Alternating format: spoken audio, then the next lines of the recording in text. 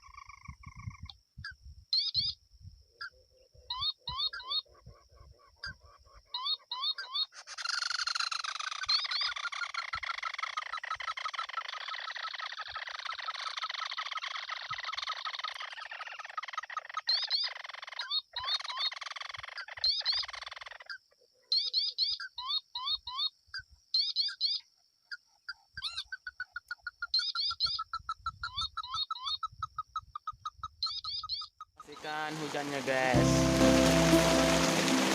Kita berada di pondok, guys. Hujan besar, guys, saat menjerat burung tikusan, guys. Hujannya sangat besar, guys. Kami berada di pondok, guys, atau bebalik.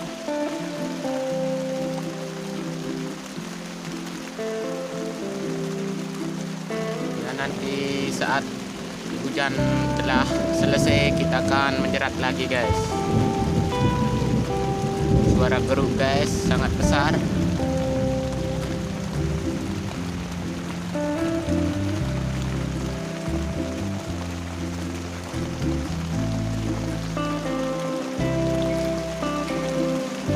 Geruknya sangat besar, guys. Nanti setelah hujannya selesai baru kita menjerat lagi, guys, ya. Kalau nggak berhenti kita tidur dah di sini. Ya, ini teman saya.